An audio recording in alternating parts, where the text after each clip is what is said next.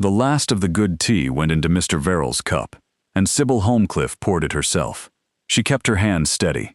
That was the whole of it in the end, a steady hand and a level voice, and no one in the room could say she had shown them anything. Mr. Verrell sat in her father's chair. He had a way of sitting in a chair that made it his. A small settling of the shoulders, a spreading of the knees, as though the wood had been waiting all its life for him. His clerk stood by the window with an inventory. He was reading the house aloud, the long case clock, the 2 brass candlesticks, the tea service, less 1 cup, chipped. "You may leave off the tea service," Mr. Verrell said, "for now." The clerk made a mark. Sybil set the pot down. Her father sat across the small parlor with his hands on his knees, and he did not look at her, and he did not look at Mr. Verrell. He looked at the fire, which was not lit because they were saving the coal. "You keep a clean house, Miss Holmcliffe," Mr. Verrell said. He lifted the cup. He did not drink. He turned it so the light caught the worn gilt at the rim. A clean house on nothing at all. That is a rare gift in a woman. My late wife could not have done it. "You are very kind," Sybil said. "I am not kind," he said, and he smiled to show that he was joking and to show that he was not. "I am careful. There is a difference, and a clever girl knows it." He drank at last. He made a small sound over the tea, a considering sound, and set the cup down in its saucer with great gentleness. "Used twice, I think," he said. "The leaves." He was right. They had been. Sybil said nothing, because there was nothing to say that would not cost more than it bought. Her father made a noise in his throat. "Var," he began. "Mr. Verrell," the man said, still pleasant. "We are not such old friends as that, Holmcliffe. Not yet." Sybil watched her father's hands tighten on his knees. Hugh Holmcliffe had been a schoolmaster 40 years. He had taught the sons of half the county their Latin, and he had stood shy for a friend who ran to the continent with the money. And now his friend's debt was his debt, and his debt was Mr. Verrell's to hold. That was the whole story. There was no villain in it grander than trust. Her father had trusted the wrong man, and here was the bill. "There is an easy way through this," Mr. Verrell said. He did not look at the father when he said it. He looked at Sybil. "I have said so before. I will say it once more, and then I will not trouble you again with saying." "You have said it," Sybil answered. "Say it back to me then, so I know it was heard." She heard her own voice come out flat and clear. "You would forgive the bond if I married you." "I would settle the bond," he corrected. "Forgiveness is for churches. I would settle it, and your father would keep his chair and his fire and his name, and you would keep him. That is not nothing, Miss Holmcliffe. I have watched you these 2 years. You do not throw away what is not nothing."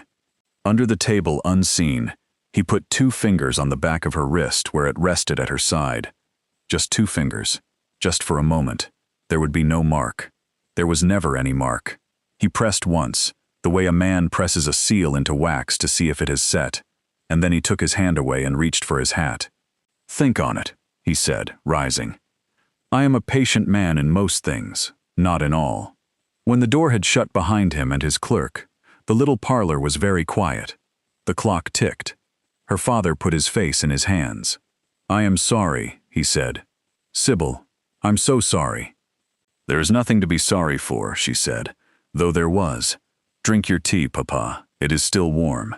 He did not. She sat with him until the light went, and she did not cry, because tears were exactly the thing that Mr. Verrell wanted, kept back in some ledger of his own, to be spent on her later. She had a fortnight. She had reckoned it that morning at the little desk where she kept her father's accounts in her own neat hand.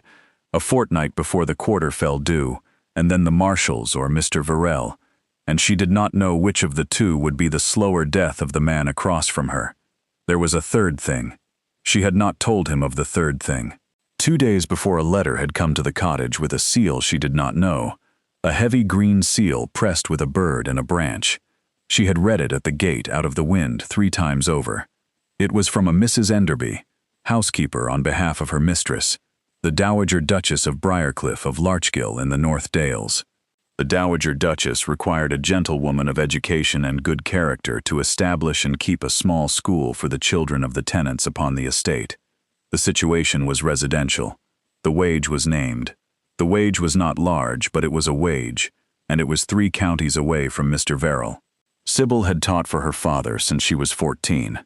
She knew the trick of it, which is patience, and the tool of it, which is a horn book, a paddle of wood with a leaf of the alphabet under a sheet of horn, worn smooth by small thumbs. She had her own, that had been her mother's, the letters half rubbed away with use.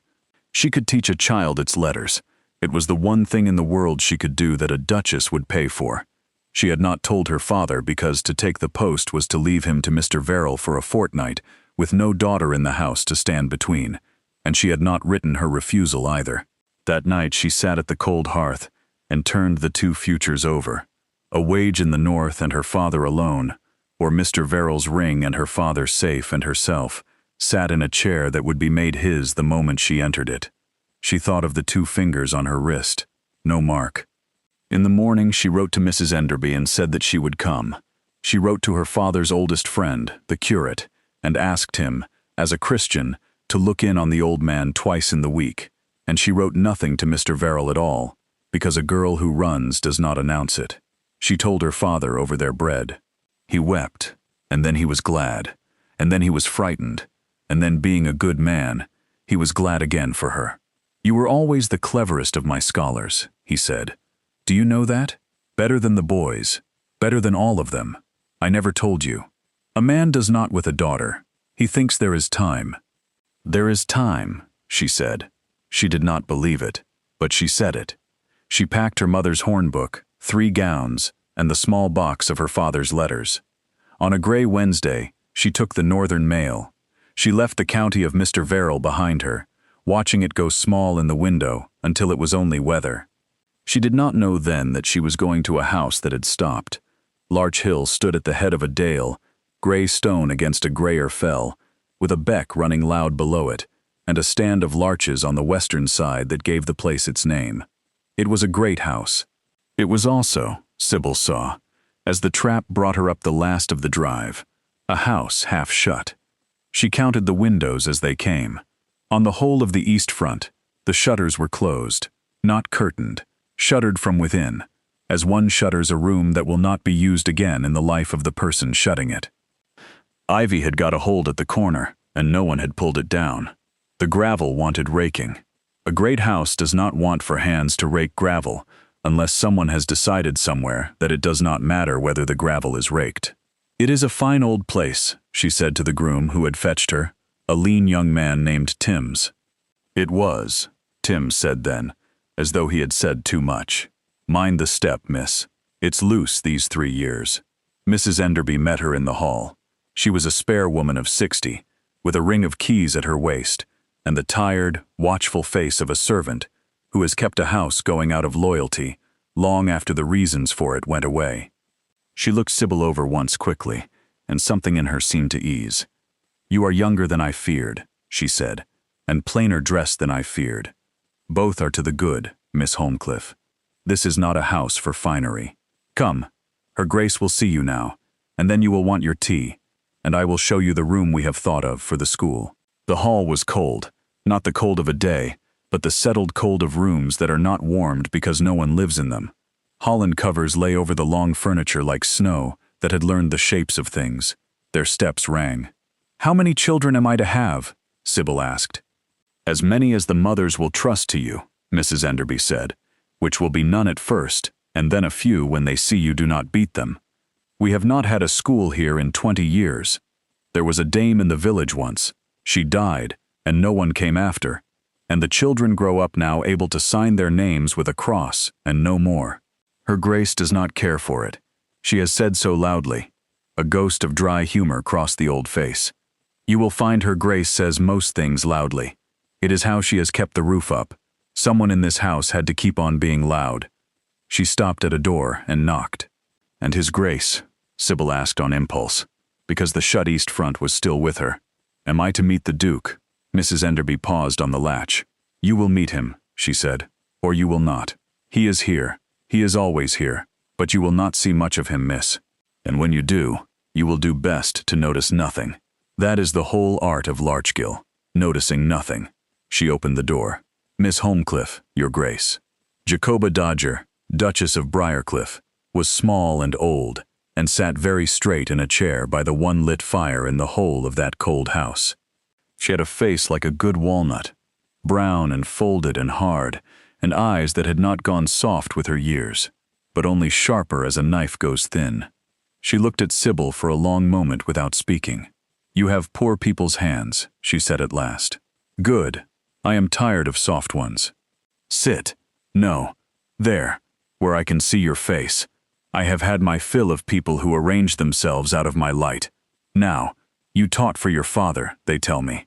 A schoolmaster ruined by a friend's debt, your grace, not his own folly.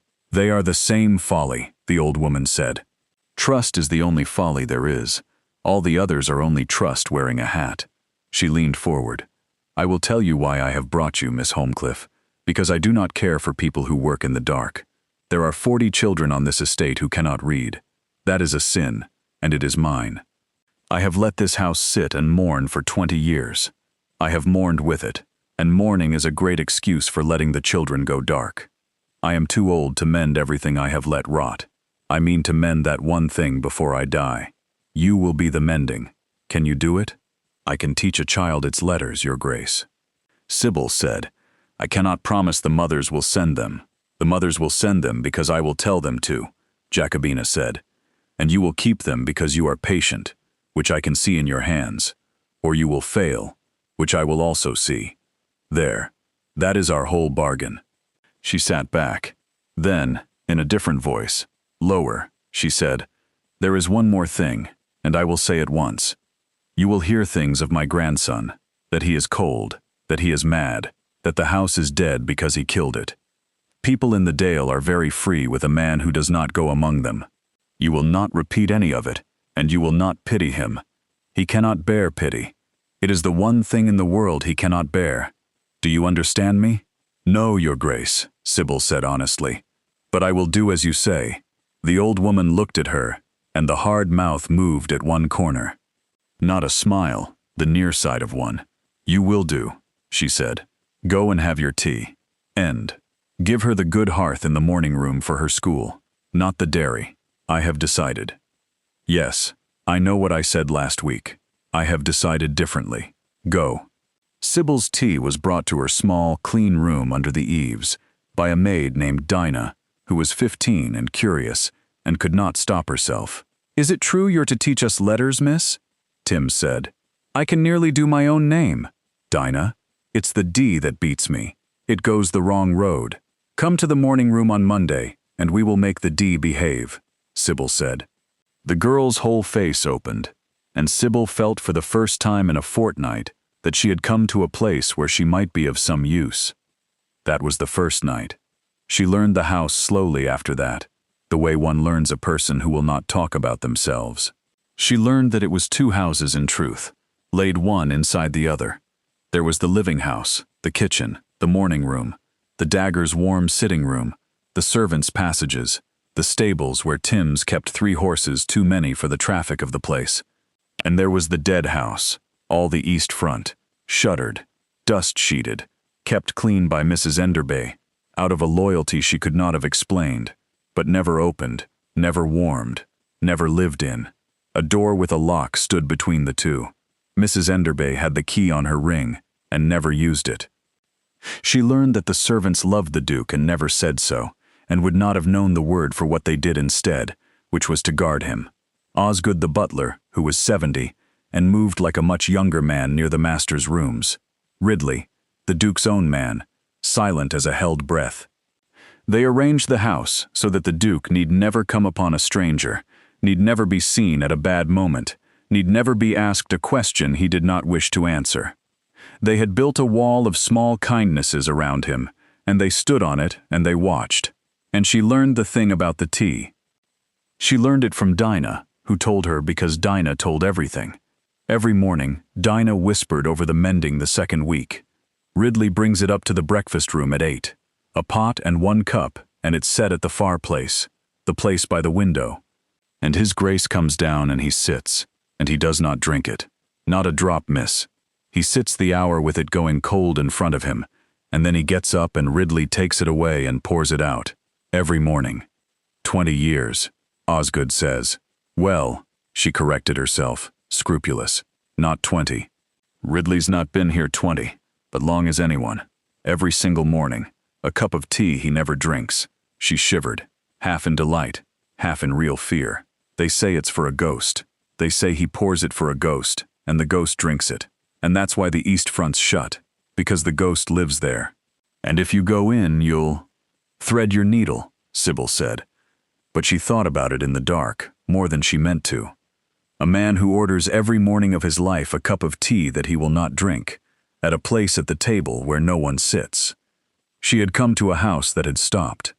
And now she knew the exact hour and the exact object at which it had stopped. 8 o'clock, 1 cup, the place by the window. She told herself it was none of her concern. She had 40 children to make literate, and a father 3 counties away. A fortnight had become a month, and Mr. Verrell's letters had begun to arrive. 1 a week, pleasant and patient and terrible, forwarded by the curate. She had no room for a ghost's tea. Still, the house would not quite let her leave it alone. She found herself in the evenings listening for the master's tread in the passages. She found herself warming, without meaning, toward a man with whom she had exchanged not 10 words. It was the shut east front that did it. She thought a person may walk past a locked room 100 times and feel nothing at all. But let her once learn that the room is locked from grief, and not from thrift, and she will never walk past it in the same way again. Sybil had learned it. She could not unlearn it. And a woman who has spent her own life being overlooked has a particular tenderness for any other thing in a house that has been shut away and left to go cold. She knew what it was to be a covered chair in a cold room. She knew what it was to be counted in an inventory and passed over. Whatever waited behind the Duke's locked door, she thought, it had been somebody's once, and loved. And nothing that has once been loved deserves to be left in the dark forever, unvisited, only because the visiting hurts. She told herself again that it was none of her concern. She was becoming, she suspected, a poor liar to herself. She was wrong about it being none of her concern, as it turned out, but she did not know it yet. We'll take a very short break. If you don't want to miss new stories, please subscribe to the channel. The school began on a Monday with 4 children and grew by the 3rd week to 19. Sybil taught them in the morning room, at the good hearth the dagger had given her, on benches Tims knocked together out of stable wood. She taught them as her father had taught her, and his scholars before her. The letters first, cut large on a slate. Then on the horn books she had begged Mrs. Enderby to have made in the village, plain paddles of wood with the alphabet pasted under a leaf of horn. She had brought her mother's own horn book to show them the first day, the letters worn to shadows, and told them a book could be loved so hard the letters went into the child instead of staying on the page. They liked that. They believed it, being children, which is to say, being wiser than they would later be. There was one who would not learn. His name was Toby. He was 6, the son of a shepherd on the high ground, sent down by a mother who could not spare him, but had been told by the dagger that she would send him, or answer for it. He was small and fierce, and ashamed, and shame in a small child comes out as rage always, because it has nowhere else to go. He could not make his letters. His hand would not do it. The other children began to leave him behind. He felt it. One morning in the 3rd week, when Sybil bent to guide his fingers on the slate, he took the horn book off the bench and threw it across the room. "I won't," he said. His face was scarlet, his eyes were bright and terrible. "I won't. I won't. It's stupid. I hate it. I hate you." The room went still. 19 children waited to see what the grown person did, because that is the only lesson children ever truly attend to, what the grown person does when the wheel comes off. Sybil did not raise her voice. She had learned that from her father, who had learned it from 40 years of frightened boys. She crossed the room. She picked up the horn book and looked at it. She came back and sat down on the bench beside Toby, not above him. "I threw one of these once," she said, to the room, but really to him, "when I was learning. Bigger than you. I threw it clean out of a window into a water butt, and it floated there like a little boat, and I was glad." She turned the horn book in her hands. "Do you know what my father did? He did not shout. He went out and he fished it out of the water butt and he dried it by the fire, and in the morning he set it back in front of me, and he said, 'It is not the letters' fault that they are hard. And it is not your fault that they are hard. It is only that hard things take longer, and I have nothing in the world but time to give you." The boy was crying now, in the furious, silent way of the very young. She did not touch him.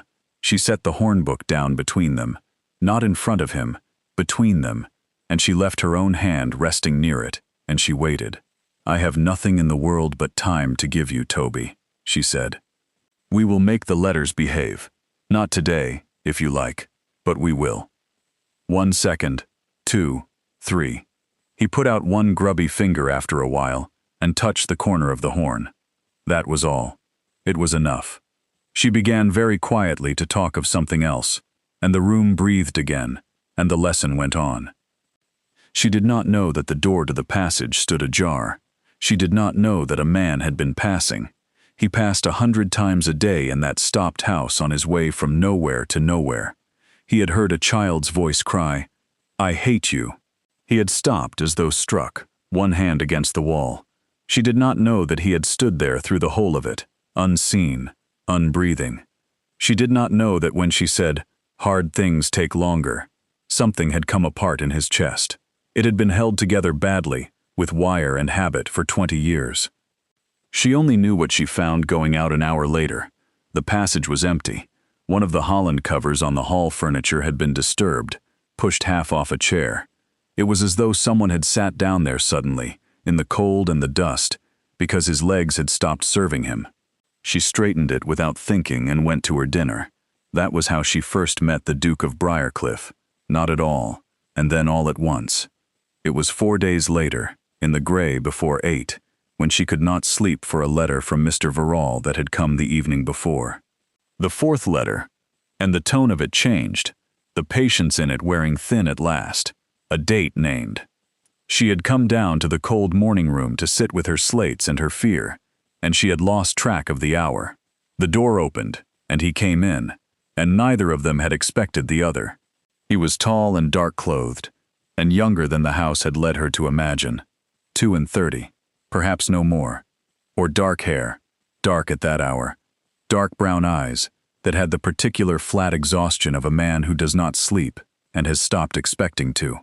He was not cold, as they had all said. That was the first thing she saw, and she never unsaw it. He was not cold. He was a man standing very still in the middle of a fire so as not to feel it move. Behind him Ridley carried a tray, a pot, 1 cup, and she understood all at once that she had blundered into the 1 hour of the day that was not hers. That was no one's.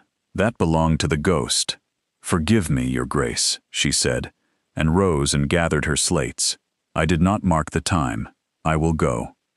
He looked at her. He did not tell her to stay, and he did not tell her to go. He looked at her the way a man looks at a word in a language he used to know. "You are the teacher," he said. His voice was low and little used, a door on a stiff hinge, the one my grandmother sent for. "Sybil Holmcliffe, Your Grace." "You threw a hornbook into a water butt," he said. She went still. "You heard that?" "I heard that." He crossed to the fireplace, the place by the window. Ridley set the tray there, poured the 1 cup, and withdrew. His eyes touched Sybil's once, in a clear and silent warning. "Go, go now. Do not make this worse." The Duke sat. The cup steamed in front of him. He did not touch it. "And did he?" the Duke asked. "Your father, did he fish it out?" "He did, Your Grace, and dried it, and set it back." "And you learned." "I learned." He was quiet. Outside the window, the fell was coming gray out of the dark. The tea steamed and thinned and steamed less. "Some things are fished out," he said to the window, not to her, "and dried and set back, and some things are not." He said it without self-pity, which was the terrible part, as a man states a fact of weather. "You had better go to your breakfast, Miss Holmcliffe. This hour is not a good one to keep me company in. Ask anyone. They will all tell you the same." She went, but at the door she stopped, because she was, as her father had said, the cleverest of his scholars, and cleverness is only patience that has learned where to look. "Your Grace," she said, "shall I have the fire lit in here before 8? It is a cold hour to sit in with no fire." He turned his head. For a moment, the flat exhaustion in his face broke. just at the corner of the eyes, into something that was almost not surprise, the near side of it. No one, she understood later, had offered to warm that hour for him in 20 years. They had all noticed nothing as the house required. She had noticed one small, cold thing and offered to mend it. "You may," he said after a moment, and his voice was not quite steady on the two words. "Yes, you may. Thank you." She had the fire lit the next morning before he came down. She was not there to see it, but Dina told her about it after. Ridley had come down to the kitchen and stood a moment by the range, his face turned away. Osgood had put a hand on the younger man's shoulder. Neither of them had said a word, which in that house was the same as weeping. After that, the house began very slightly to move. It was not a thing anyone could have pointed to. The east front stayed shut. The cup stayed poured and untouched every morning at 8. The Duke did not come to dinner, did not ride out among the tenants, did not do any of the things a Duke ought. But small things changed, the way a frozen beck changes days before it breaks, a darkening under the ice, a sound. He came to the morning room again. Not every day, but some days in that gray hour before the children came, he would be there when she came down, at the far place, the cup in front of him, the fire she had ordered burning low, and he would let her stay. They did not speak much. She graded her slates. He sat with his ghost, but he let her stay. Once he asked her a question about a child, about Toby, whether the boy had made his letters yet. She answered him. He listened as though it were news from a war he cared about. "Not yet," she said. "He has his B and his D confused. They face each other, you see, like two people who will not be in the same room. He gets angry. Then he throws things. Then he is ashamed of throwing things, which is worse, because shame does not learn." "No," the Duke said. "It does not." He turned the cup a quarter turn in its saucer. He did that often, she had noticed, turned it so the worn gilt caught the light, never lifted it. "What do you do with the shame?" "Nothing," she said. "You cannot do anything with another person's shame. You can only sit near it, and not go away, and let them see that you have not gone away. Shame tells a child that if the grown person truly knew them, the grown person would leave. So you stay. You make yourself very boring and very reliable, and you stay until the child stops believing the thing the shame told them." He was silent for a long time. "And if the grown person did leave," he said at last, very low, "once when it mattered, what then?" She looked at him. The flat dark eyes were on the cup, not on her. "Then the grown person has a great deal of staying to do," she said gently, "to make up for the once. But it can be made up.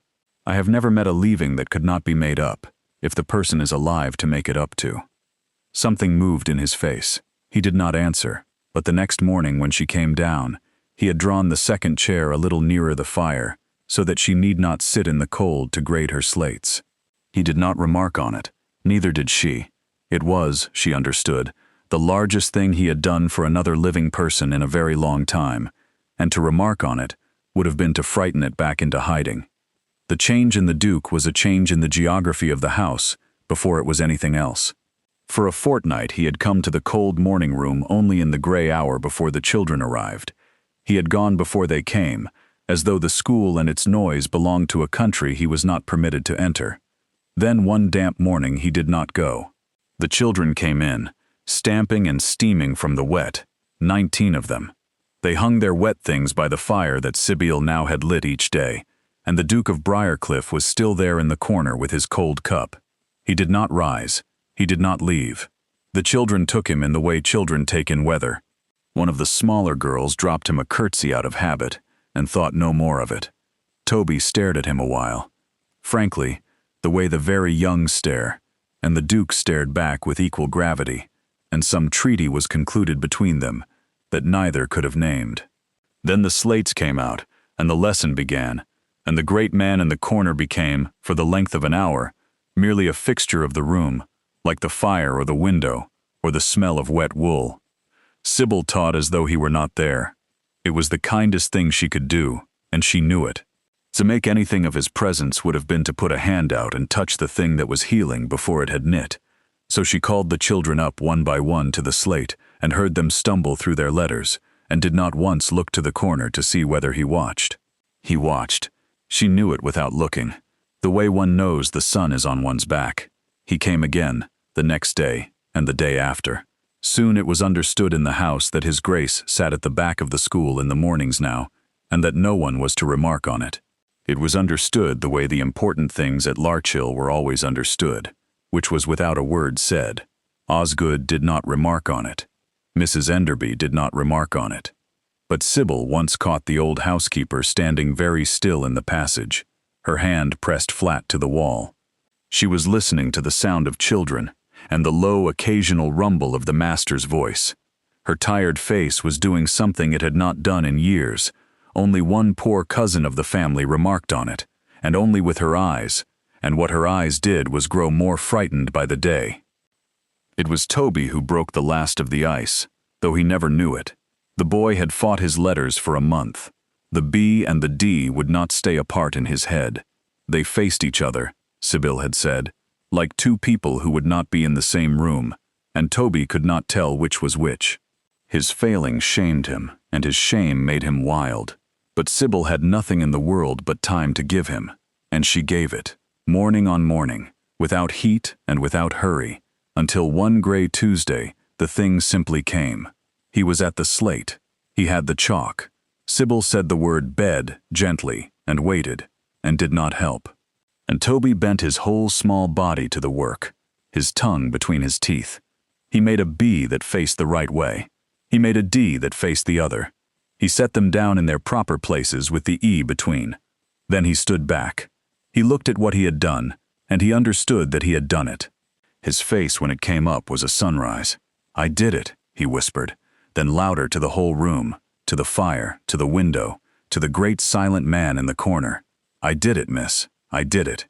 "You did it," Sybil said. "I knew you would. It was never going to be today. Or not today, Toby. It was only ever going to be someday, and here is your someday." The boy was crying and laughing at once, in the way of the very young.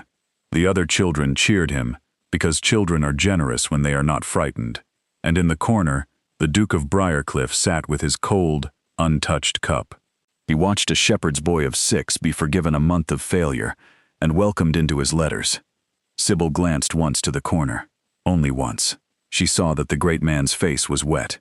He did not wipe it. He let her see. It was, she understood, one of the hardest things he had ever done for another living person. She gave it the same gift she gave the children's shame. She looked away and let it be, and did not make him name it. The next morning, there was a new thing on the schoolroom bench. It was a horn book, not one of the plain new paddles the village carpenter had made for her. An old one, older than any in the room. The wood was dark and smooth with handling, the horn clouded yellow with age. The alphabet beneath it was worn almost to nothing, the way a thing is worn that has passed under a great many small thumbs across a great many years. Sybil picked it up. She did not need to be told whose it had been. She had held its like every day of her working life. She had one of her own in her box, her mother's, worn just so. The Duke stood in the door. He had brought it down himself. He did not explain it, and she did not ask him to. "It was in a drawer," he said at last, roughly. "It has been in a drawer for 20 years. It should not be in a drawer." He looked at the empty benches and the fire, and the door the children would come through.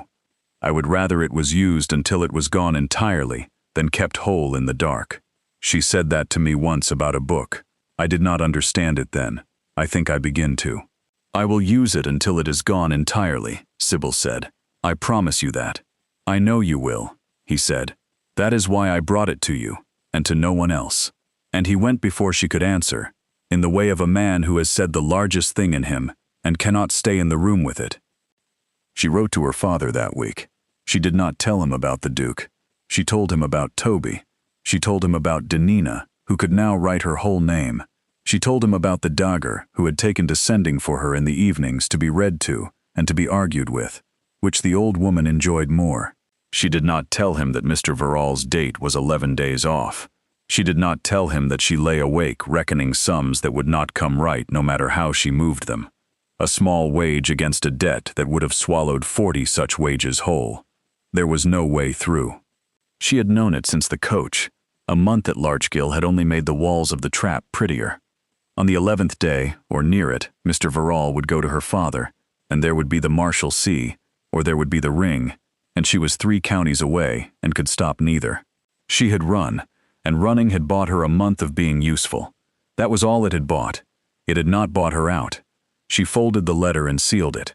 There was by then a house full of people who noticed things, and she would not be noticed weeping. It was Cressa Mara who found out about Mr. Verrell.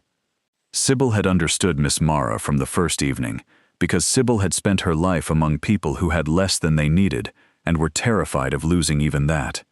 Cressa was a cousin of the family, some way off, a poor branch of it, a gentlewoman of 28, with no fortune and no home of her own. She had come to Larchgill after the old Duke died to keep the Dogger company. She had stayed. She had made herself useful in the small, poisonous way of a person who knows that usefulness is the only rent she can pay.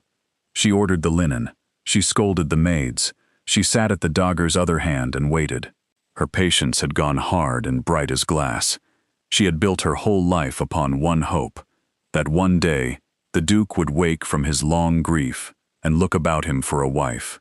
And there she would be, familiar, convenient, already in the house, already almost a duchess. It was not a wicked hope, it was only a frightened one. But frightened hopes do the cruelest work of any, because they cannot afford to lose. Then came Sybil, teaching letters to the tenants' children in the morning room, warming the Duke's cold hour, sent for in the evenings, a stranger who had walked in and begun without meaning to occupy the exact space Cressa had guarded for years. She began with small things, a word to Mrs. Enderby that the school was very dirtying to the morning room, a remark at the Dow's fire that it was a pity Miss Holmcliffe had no people of her own, no people that anyone had met, at least one did wonder, a way of saying Miss Holmcliffe that put the whole of her loneness into the 2 words. And then one gray afternoon she found the letter. Sybil never knew quite how she had left Mr. Verrell's 4th letter in her workbox, she thought, or perhaps it had slipped from her pocket in the passage. It did not matter how. What truly mattered was the particular light that illuminated Cressa Mal's face as she entered the Dogger's drawing room that evening. It was the luminous glow of a terrified soul who had finally grasped a weapon. She waited, her patience a taut string, until Sybil was summoned. She waited until the Duke himself was present. For the past fortnight, he had begun to join his grandmother by the fire in the evenings, a subtle, almost imperceptible shift in the icy atmosphere. "Miss Holmcliffe," Cressa began, her tone saccharine, "how is your father?" "I trust he is well. I do hope he isn't being troubled by creditors." A hush fell over the room. Sybil felt a chill drain the color from her face. "I don't understand what you mean," she managed to say. "Don't you?" Cressa's voice dripped with false sympathy. "Forgive me. I had thought, but perhaps I am mistaken. It's just that a letter arrived for you, and it fell. I couldn't help but notice the address and the sentiment."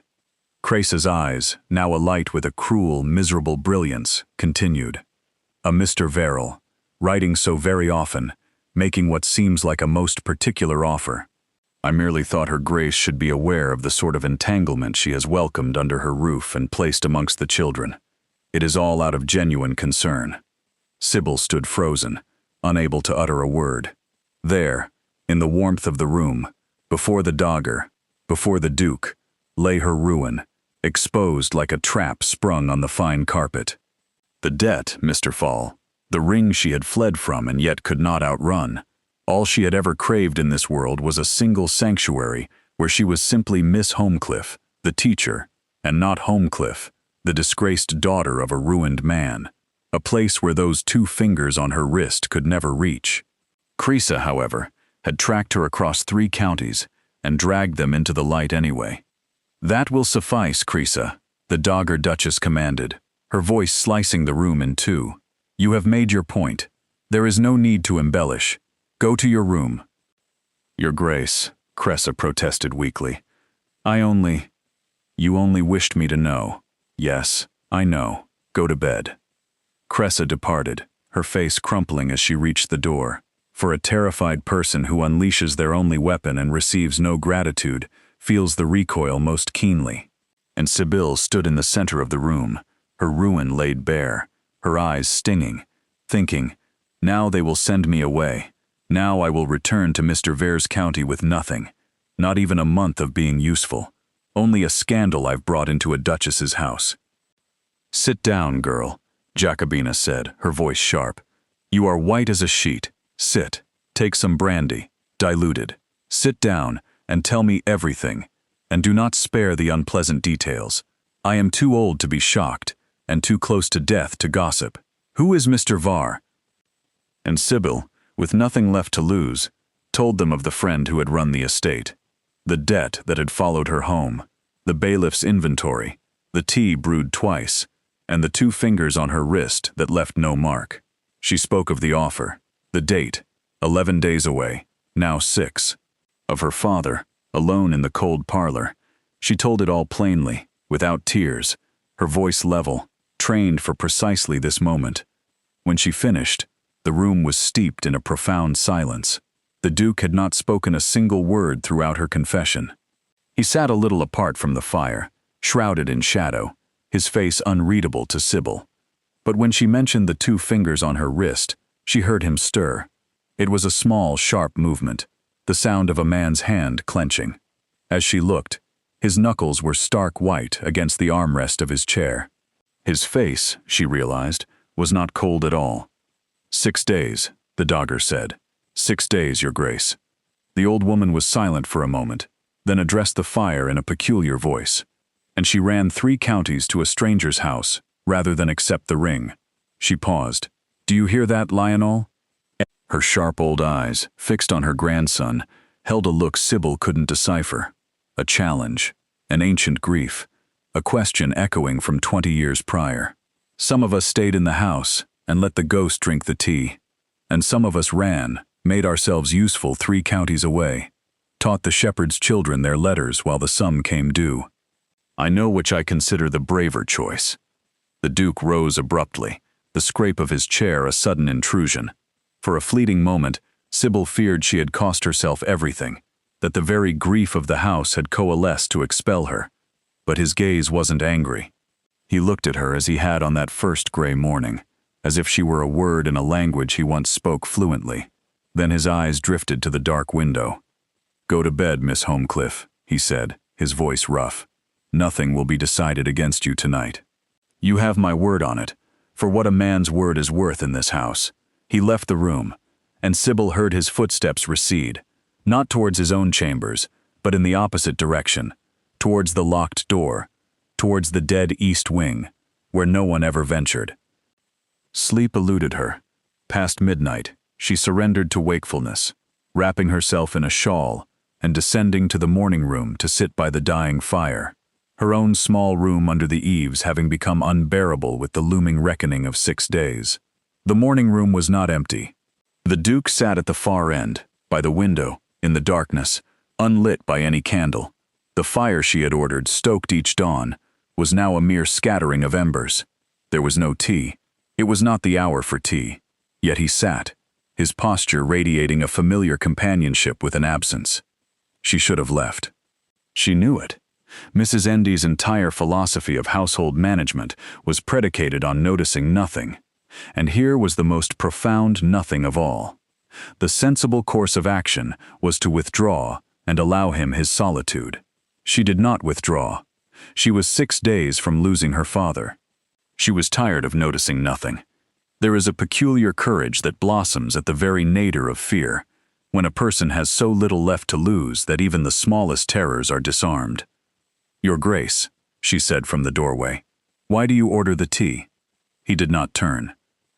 For a long moment, she braced herself for his silence, or worse, for the chilling pronouncement that would send her back to her room and her ruin, burdened with yet another layer of shame.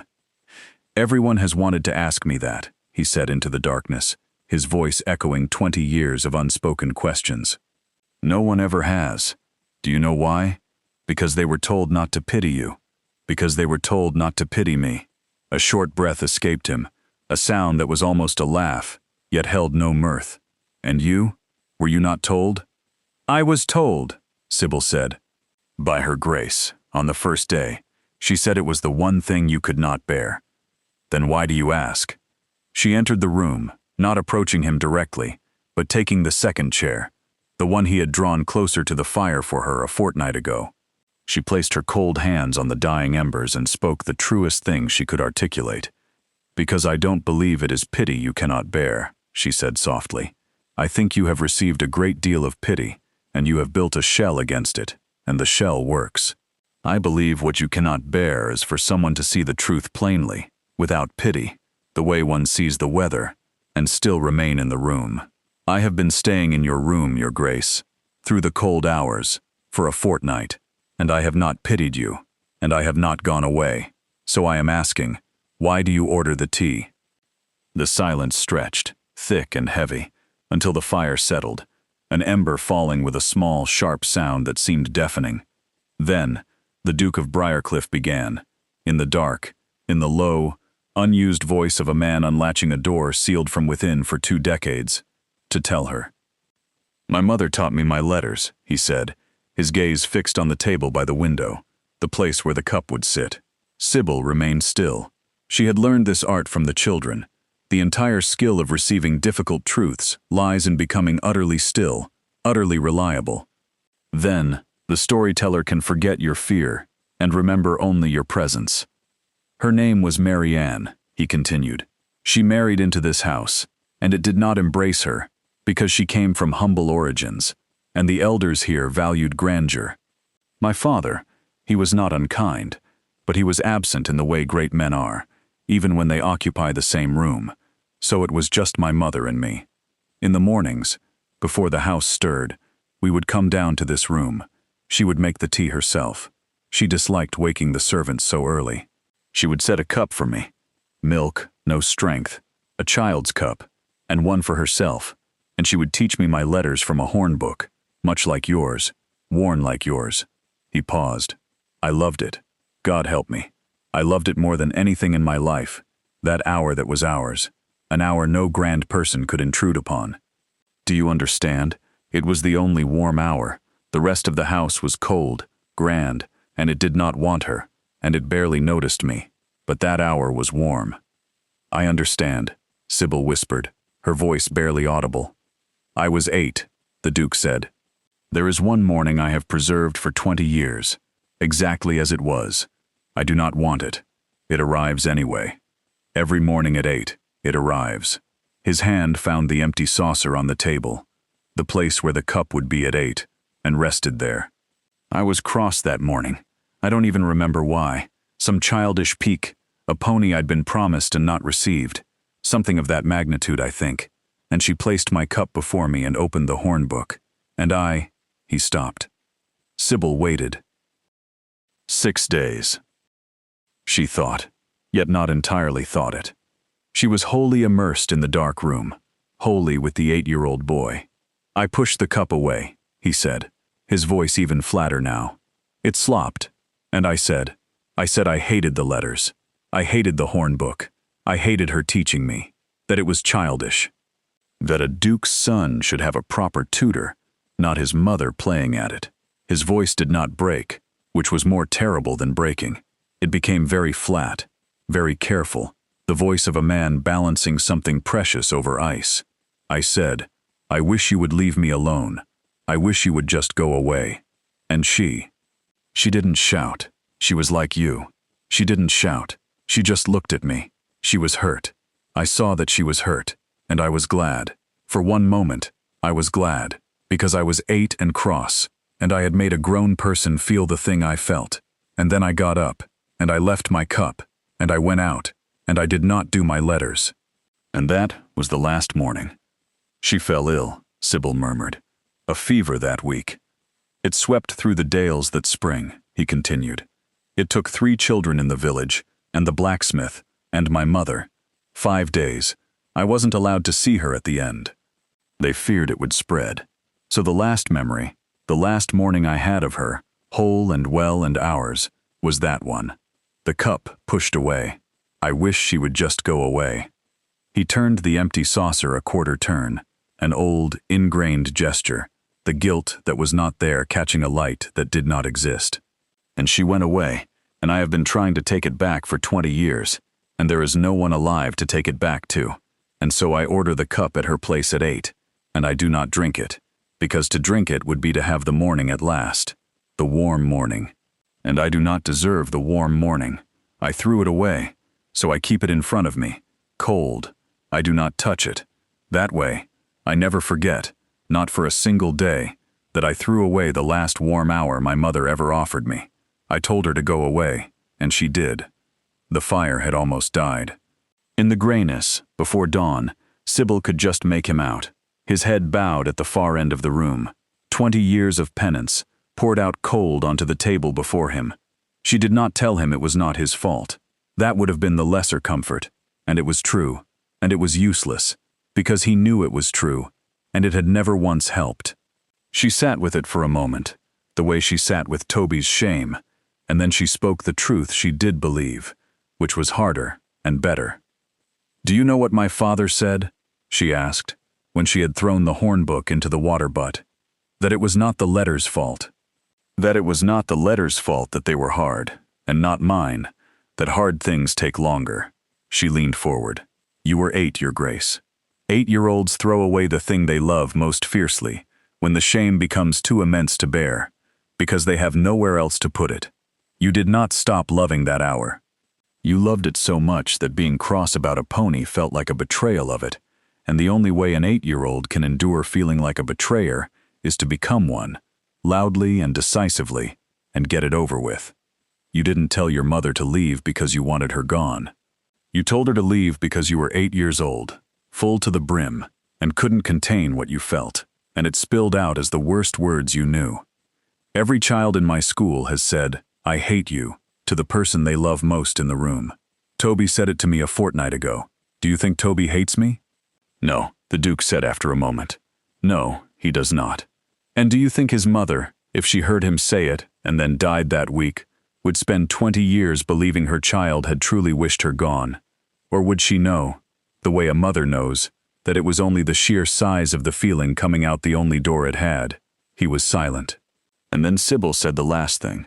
It was something she had no right to say, and said it anyway. She was 6 days from her own great loss.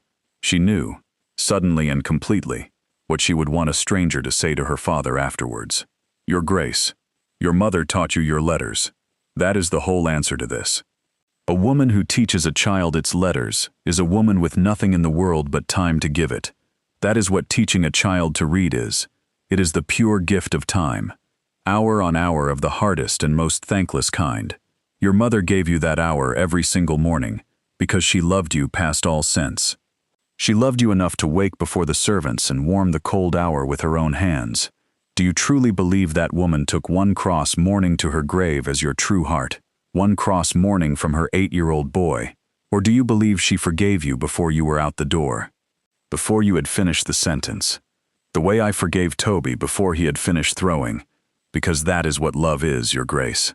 It is the forgiving that comes before the asking. You have been kneeling at a door for 20 years asking to be let in. The door was never shut. She opened it before you knocked. She opened it the same morning. She has been standing on the other side of it for 20 years, wondering why her boy will not come through and drink his tea. The Duke of Briarcliff put his face in his hands by the window and wept silently at first, and then not silently, the sound of 20 years coming up through a floor. Sybil did not touch him. She stayed. She made herself very boring and very reliable. She stayed. She let him see that she had not gone away. The gray turned to the first true light. The beck sounded loud below the house. Somewhere far off a yew, and the Dales began, indifferent and merciful to wake. Ridley found them there at 8 a.m. when he came with the tray. He stopped in the doorway, the pot and the one cup on it. His careful servant's face uncertain for the first time in Sybil's knowledge of him. The Duke lifted his head. His face was wrecked and clear, the way a country is clear after weather. "2 cups this morning, Ridley," he said, and his voice was hoarse and steady. "And a stronger pot. Miss Holmcliffe takes hers with strength, I think." "I do, Your Grace," Sybil said. Ridley stood one moment more. Then something happened in the old man's face that Sybil would remember all her life. A working, a struggle, and then a smile of such helpless joy that he had to look at the floor to master it. 2 cups, Your Grace, he said. At once. He brought them. He set them both at the table by the window, the far place, and beside it, near the place that had been empty 20 years. And the Duke of Briarcliff lifted the cold cup, the one poured for a ghost, the morning's untouched cup. He drank it, all of it, cold and bitter, and 20 years late, and then he set it down, and Ridley filled it warm, and he drank that too, beside a living woman in the light. He did not say it was over. Some things are not said, but when he rose, he did a thing he had not done in 20 years. He went to the east window, the shuttered one. He opened the shutter with his own hands. Gray morning light came into the dead room. Dust rose gold in it. Outside, the larches moved in the wind. Enough of the house being shut, he said to no one. To his mother, to the room. She would have hated it shut. She liked the mornings. The death of Mr. Verrell was settled at the assembly rooms in the market town of Netherham on a Thursday before a magistrate and a small crowd. It was Sybil Holmcliffe who unmade it. The Duke of Briarcliff only stood at her shoulder while she did. It had gone this way.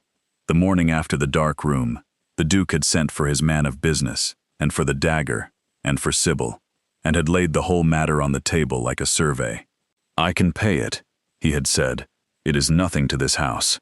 I will pay it, Miss Holmcliffe, this morning, and your father will sleep easy tonight, and that is the end of it." And Sybil, to the astonishment of the room, had said, "No, Your Grace, not the whole of it, and not this morning."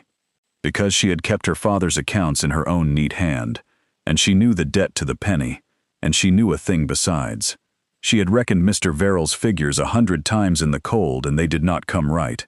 The bond her father had stood shy for was £300. Mr. Verrell demanded 7.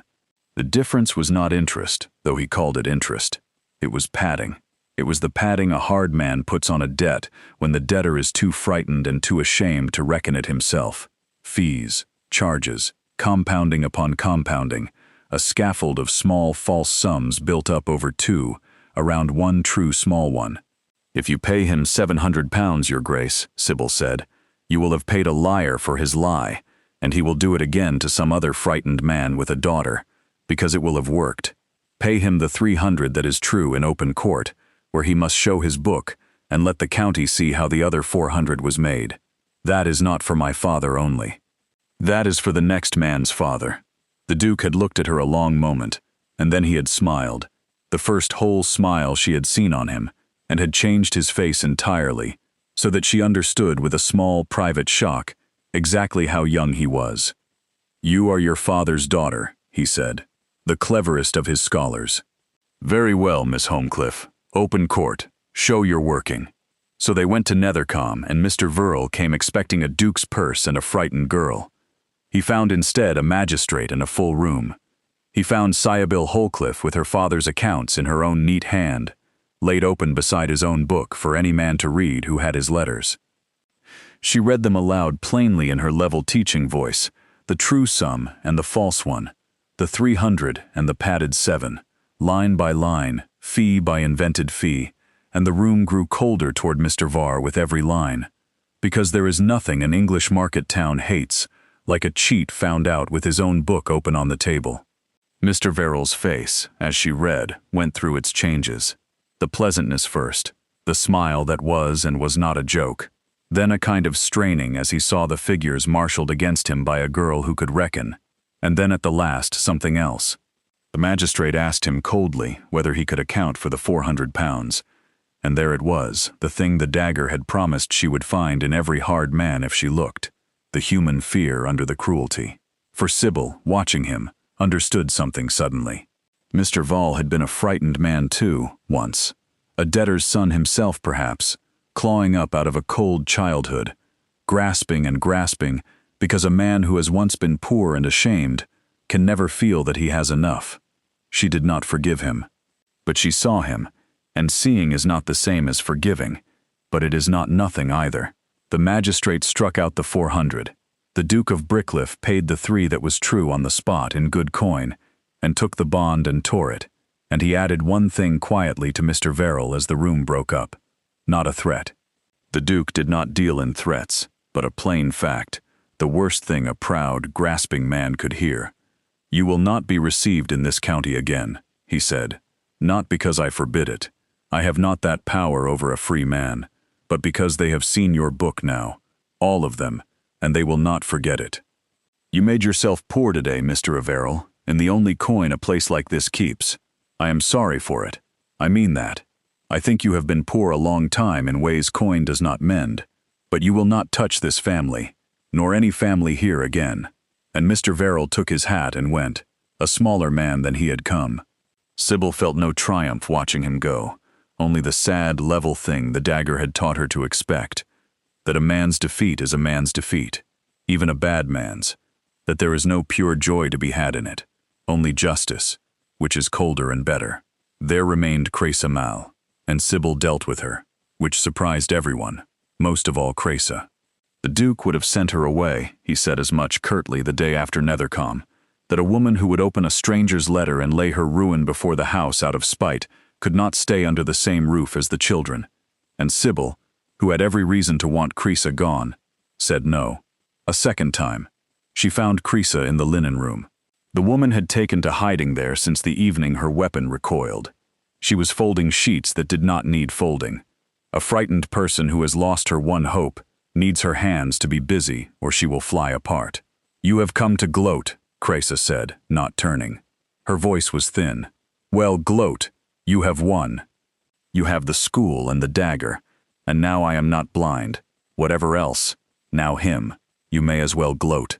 Everyone else will." "I have not come to gloat," Sybil said. "I have come to ask her grace, and his grace, to let you stay if you wish it, on an income of your own, and a cottage in the village, when the dagger no longer needs you, so that you are never again in a house where you must earn your bread by watching the door for a chance that may never come. You have been frightened a long time, Miss Marley.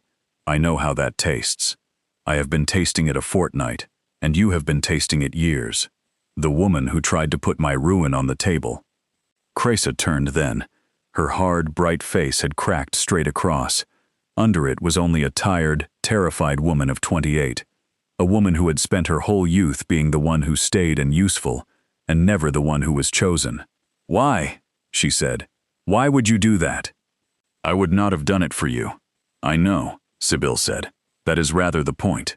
Cresa wept then in the linen room, into a sheet, the way people weep when they are forgiven a thing they cannot forgive themselves, which is the hardest kind of weeping there is, and she stayed, in the end, on her own income.